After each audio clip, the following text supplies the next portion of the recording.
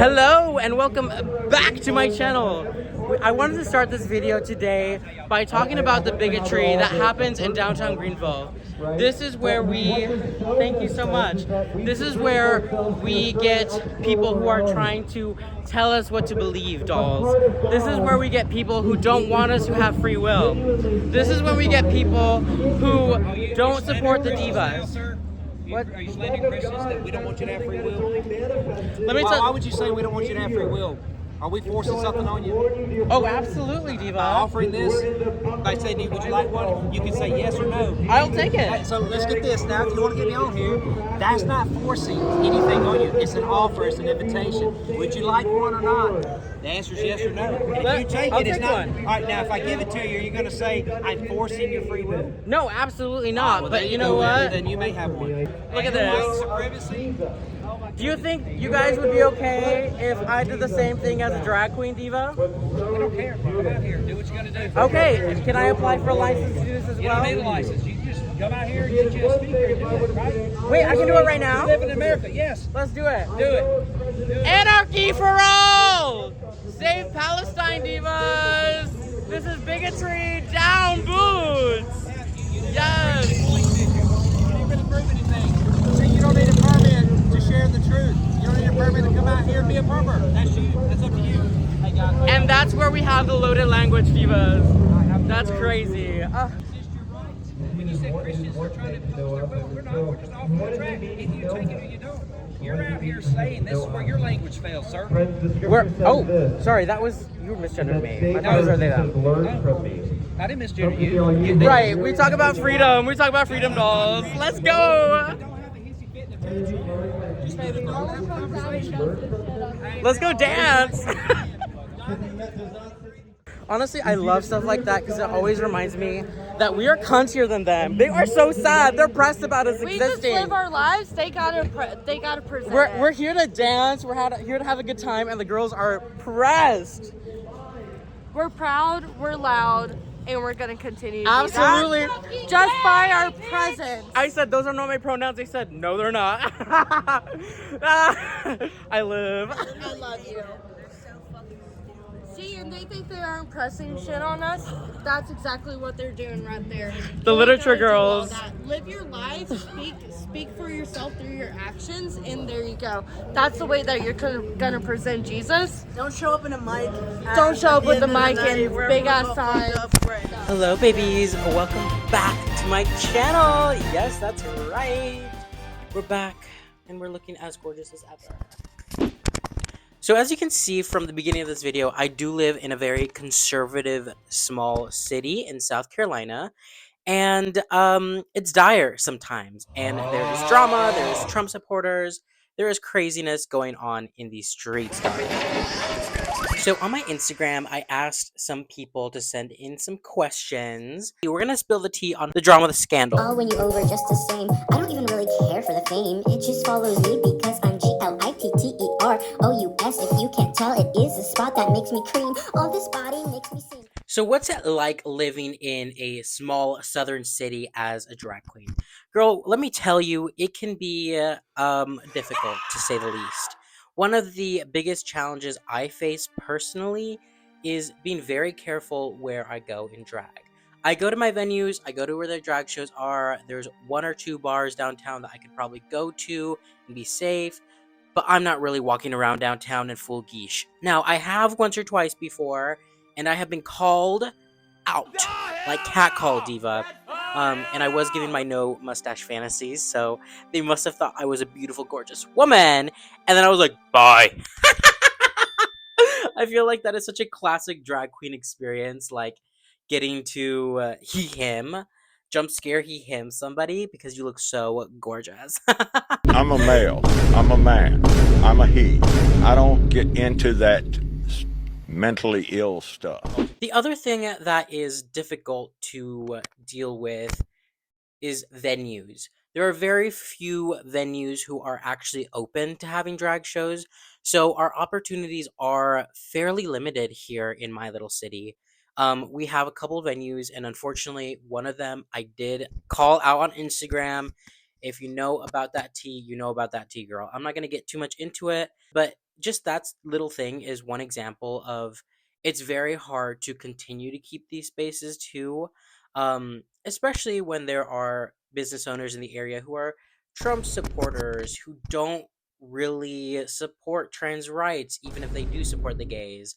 They don't have the education to not be fully what's the word, I'm just gonna say that there's a lot of unconscious biases here in the South. The Southern hospitality thing is sometimes something that I think is I don't know, calm down. Calm down. a bad thing because people are not real with you. They'll act nice to your face, but then they'll talk about you behind your back. Just across the board, we are all very watched, and what someone says to your face might not be what they actually believe in.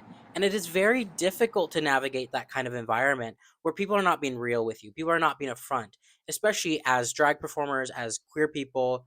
We put in so much energy to just be real, be ourselves. So that is definitely a struggle.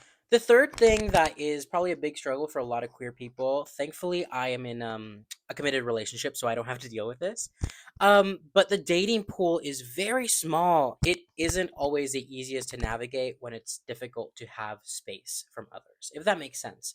And again, this is not an issue that I've really had to deal with. I've had fallings out with people before, and it has been awkward to see them. But I'm the type of person that if we fell out online and you come to me in person and you're gonna act like you're nice, I'm gonna be like, girl, pack it up. We're not gonna do that. We're not gonna do that. Wish you the best. Moving on. Go do your thing, but I'm not gonna pretend that we don't have beef. And some divas like to pretend that we don't have history. And that's not the tea, girl. That's not the tea. I am confrontational. Where's this bitch? Where's Pumpkin if you out there and you hear me?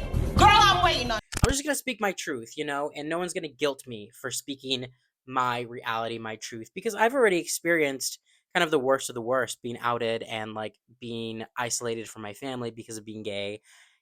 Some stranger that I've only known for a year, it's gonna be a lot easier for me to be like, hey, you did this thing wrong to me, like, let's talk about it. And I'm not trying to cause drama, I'm not trying to cause tea, but if you come up to me and I know that you don't like me, we're going to talk about it, girl. We're going to bring it up. We're not going to pretend that it doesn't exist. So, girl, let's get into some of these questions that were sent in. A little Ask Me Anything, baby. The first question that was submitted is, what is your ultimate dream? Whew, baby, that is difficult. There's a lot of things I want to accomplish in my life. I think film is probably one of the biggest thing. Film and television are something that I'm very passionate about. I went to school for theater, and now I do film. Hi, Milo. Hello, Milo. Come here. He wanted to come say hi. I mean, Drag Race is definitely up there as a goal of mine. But I'd say my ultimate goal is probably to write, produce, and direct my own feature film or TV series. I feel like I'd be good at it. You know what I mean? Like, drag or not. I feel like drag would definitely be a part of the film process for me in some capacity. Um, but I would love more films about drag queens, about drag, about our different stories, about trans people, about queer people of color. I feel like that's something that we always need more of. So that would be my biggest dream, honestly. Yes. What is my favorite event to throw, baby? Oh my god. So I have two reoccurring shows here in the upstate. We have a glitter ball, which is my big night show. We do full sets, we do the fantasy. I'll put in some stuff here. It is such a fun experience. And that's where I'm going tonight. And then we also have basically every last Sunday of the month, we have a drag brunch. And I'd have to say, I love the quality of our drag balls, but there's something so fun about brunch, girl. I love brunch. I love day drinking. I just I love to do a little 1, 2 in the morning, you know what I mean? I love to be done by 3 p.m. I love to have the whole afternoon. And again, I love day drinking. Also, having grown up a pastor's kid, it feels very right to do something on a Sunday, right? And it feels very right to do this on a Sunday. It feels kind of like I'm the pastor of my own church, except we're celebrating queerness and self liberation, baby, baby, baby, Be baby. who It's you so are. fun. I live, For I live, your I live. pride. Okay, this next one is a kind of difficult one. Someone is asking your favorite non-queer queer icon. So someone who isn't gay but is a queer icon. Um that's so difficult because a lot of my queer icons and the people who I reference in my drag are queer. Like Elvira, I mean, she's married to a woman in real life.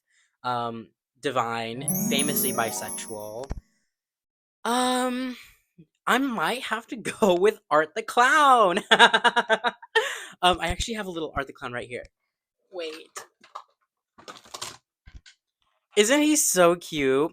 I just love his commitment to the bit. I love his sense of humor, and I love how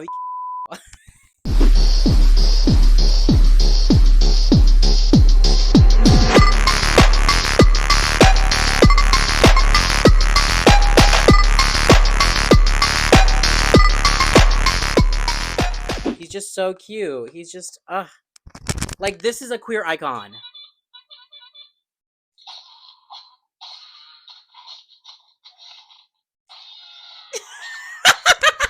Okay, next question. Something I feel like I need to work on as an artist. I think movement, dancing specifically, is probably the thing that I have the least experience in. I grew up a pastor's kid, so dancing was literally a sin. Dancing was literally a sin in my family. But I've never taken a dance class. I've never taken a movement class. So it is something that I just don't have experience in and I would love to get better. So if one of you would like to teach me how to dance, hit me up, girl. Okay, this next question asks, what is the hardest part of drag?